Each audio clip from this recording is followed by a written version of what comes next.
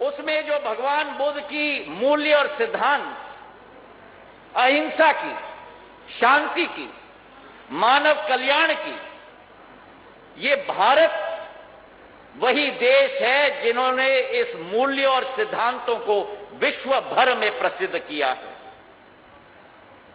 हमारा देश, हमारी संस्कृति, हमारे बौद्धिक मूल्य इस बात का प्रमाण है कि भारत कभी भी आक्रांता नहीं रहा है। भारत ने कभी भी हिंसा का पथ किसी देश के साथ नहीं अपनाया और आज भी उसी राह पर अग्रसर है। हमारे प्रधानमंत्री जी ने संयुक्त राष्ट्र के एक सभा में कहा था, जो दूसरे देश युद्ध के लिए तैयार रहते हैं, भारत सदैव भगवान गौतम बुद्ध के रास्ते पर अग्रसर होता है। और आज इस अवसर पर 54 करोड़ हमारे बौद्ध धर्म के भक्तों को ये कुशीनगर का हवाई अड्डा स्वयं प्रधानमंत्री जी समर्पित करने के लिए अपने आप यहां हम सबके साथ उपस्थित हैं। ये वो कुशीनगर की धरती है जहां भगवान बुद्ध ने महापरिनिर्वाण प्राप्त करने के लिए चुना गया था और यहीं से कई 150 किलोमीटर दूर भगवान बुद्ध का जन्म स्थल लुंबिनी में स्थापित है और यहीं से 200 किलोमीटर दूर भगवान बुद्ध का जो पहला उपदेश दिया गया था वो सारनाथ में दिया गया था और यहीं से कुछ थोड़ी दूर पर ज्ञान की प्राप्ति भगवान बुद्ध को बोध गया में मिली थी। तो आज ये हवाई अड्डा कुशीनगर का भारत के ऐसे 8 मुख्य बौद्ध स्थल को जोड़ने जा रहा है और एक आध्यात्मिक उद्देश्य हर भक्त का पूरा करने के लिए एक माध्यम बनने जा रहा है आज के दिवस पर। अब भक्तों को जोड़ा जा सकता है केवल उस हस्ती के द्वारा जो स्वयं अध्यात्मवाद के पथ पर अग्रसर हो, भगवान बुद्ध का संदेश अपने विचारों में, अपने कार्यों में, अपने कामों में हमारे यशस्वी प्रधानमंत्री जी ने केवल सम्मिलित नहीं किया, लेकिन पूरे विश्व को वासुदेव कुटुंबकम का दिशा और रास्ता दिखाने वाले हमारे प्रधानमंत्री आदरणीय नरेंद्र मोदी जी रहे हैं।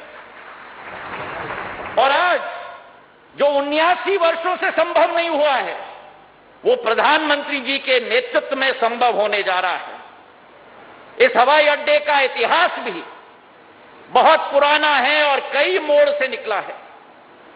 1942 में यह स्थापित हुआ था द्वितीय विश्व युद्ध के समय में और उसके बाद पूर्ण रूप से उपेक्षित रह गया था।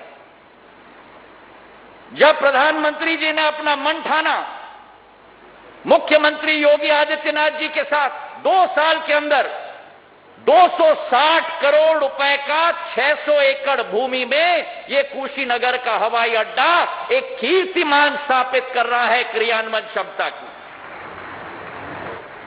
और ये केवल एक भारत का हवाई अड्डा नहीं, लेकिन प्रधानमंत्री जी का संकल्प था कि एक अंतर्राष्ट्रीय हवाई अड्डा बनेगा। पिछले वर्ष 24 जून को कैबिनेट के द्वारा पारित किया गया। एक नया टर्मिनल भवन भी हम बनाने जा रहे हैं और उत्तर प्रदेश में यह 9वां हवाई अड्डा है और आने वाले समय में 17 हवाई अड्डे उत्तर प्रदेश राज्य में अकेले हम लोग स्थापित करने जा रहे हैं। और जो स्थिति उत्तर प्रदेश की है वही स्थिति भारत की है। 70 साल में केवल 74 हवाई अड्डे देश में थे और जब से प्रधानमंत्री नरेंद्र मोदी जी ने संकल्प लिया 7 साल के अंदर 54 हवाई अड्डे भारत में स्थापित करके 128 हवाई अड्डे आज स्थापित हो चुके हैं। और पुरानी कहावत है कि प्रधानमंत्री मोदी जी हैं तो मुमकिन है। अब हमारी सोच और विचारधारा है कि केवल हवाई अड्डा अधोसंरचना के रूप में न रहे, लेकिन आवागमन की सुविधा हो।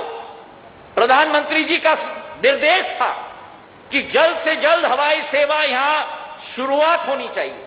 और आज इस मंच से प्रधानमंत्री जी का निर्देश का पालन करते हुए ये खुशखबरी मैं सुनाना चाहता हूं कि दिल्ली और कुशीनगर के बीच में जो लंबी एक दरार होती थी, लखनऊ के द्वारा आना पड़ता था कुशीनगर, वाराणसी के द्वारा आना पड़ता था, सीधा डायरेक्ट फ्लाइट दिल्ली और कुशीनगर के बीच में हफ्ते में 4 बार 26 नवंबर से शुरुआत होगी। लेकिन यह मात्र शुरुआत है। 18 दिसंबर को कुशीनगर को मुंबई के साथ जोड़ा जाएगा और कुशीनगर को कोलकाता के साथ भी जोड़ा जाएगा। तालियों की गड़गड़ाहट से हम प्रधानमंत्री जी का धन्यवाद अर्पित करें कि कुशीनगर देश की राजनीतिक राजधानी, कुशीनगर देश की आर्थिक राजधानी और कुशीनगर कोलकाता के साथ भी जोड़ी जाएगी। हमारी सोच विचारधारा है कि विकास और प्रगति के पथ पर हम लोग अग्रसर हों। और जो 2 वर्ष पहले प्रधानमंत्री जी ने यहां आकर आप सबसे कहा था कि आपके आशीर्वाद को कर्ज और ब्याज समेत विकास कार्य के साथ लौटाया जाएगा, आज के एक दिवस पर कोरोना से तो प्रधानमंत्री जी ने पूरी देश की जनता को बचाया है। 100 करोड़ वैक्सीन कल के दिवस पर पूरे देश में लग चुकेंगे, जो विश्व का कीर्तिमान है। और उसी के साथ ये हवाई अड्डा और मेडिकल कॉलेज, विकास और प्रगति की एक नई लहर कुशीनगर क्षेत्र में स्थापित होगी।